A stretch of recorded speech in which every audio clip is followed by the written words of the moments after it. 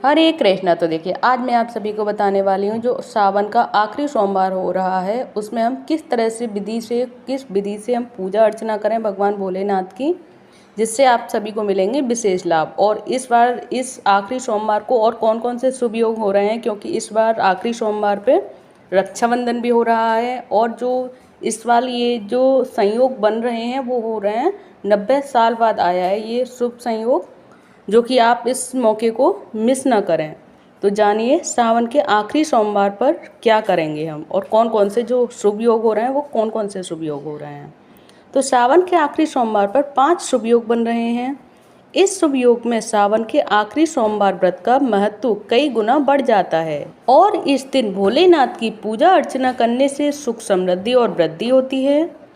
तो जानिए सावन का आखिरी सोमवार जो इस बार पड़ रहा है 19 अगस्त को, तो इस दिन सावन सोम प्रदोष व्रत भी है जो रखा जाएगा। तो सावन के आखिरी सोमवार पर आयुष्मान योग, सौभाग्य योग, सिद्धि योग और रवि योग समेत 5 संयोग बन रहे हैं। इन शुभ संयोग में सावन सोमवार व्रत का महत्व और भी अधिक बढ़ जाता है। ज्योतिष शास्त्र के अनुसार इस शुभ संयोग में भोलेनाथ की पूजा अर्चना करने से मनचाहे फलों की प्राप्ति होगी और भक्तों पर महादेव हमेशा मेहरबानी बरसाए रहेंगे। तो चलिए सावन के आखिरी सोमवार प्रदोष व्रत की पूजा विधि जान लेते हैं। तो सावन के आखिरी सोमवार का शुभ मुहूर्त कब रहेगा पहले ये जानते हैं। तो वैदिक पंचांग के अनुसार 19 अगस्त 2024 को शाम 6:22 पर सावन के 8वें सोमवार मनाया जाएगा। इस दिन त्रयोदशी तिथि भी लग जाएगी। ऐसे में कुछ व्रती सावन सोमवार के साथ साथ प्रदोष व्रत भी रखेंगे।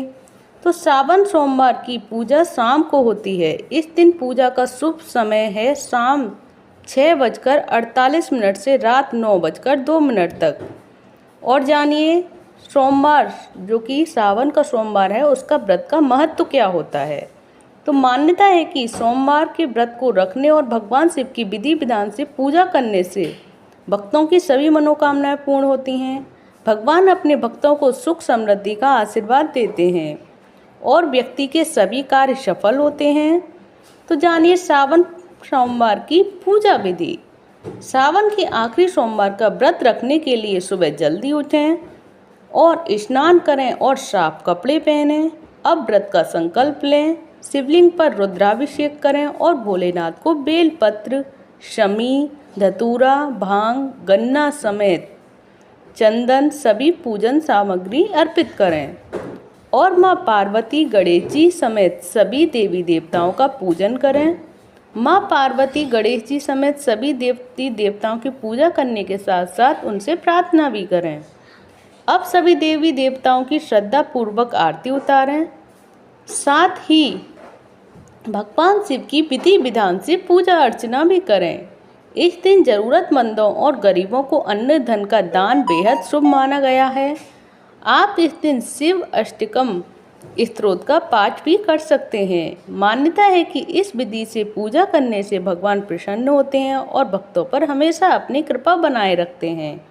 तो देखिए ये रही सावन सोमवार की व्रत की विधि, पूजन विधि कि हम सावन सोमवार का जो आखिरी सावन सोमवार व्रत हो रहा है उसमें हम किस तरह से प्रभु की, भोलेनाथ की पूजा अर्चना करें जिससे भोलेनाथ हमसे प्रसन्न हो।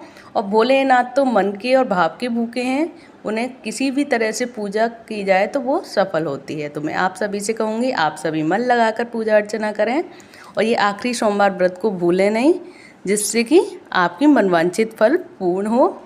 तो आप सभी को ये सारी जानकारी कैसी लगी। और इस बार हो रहा है आखिरी सोमवार को, सावन के आखिरी सोमवार को रक्षाबंधन। तो आप सभी को हैप्पी रक्षाबंधन। हरे कृष्णा, हरि बोल।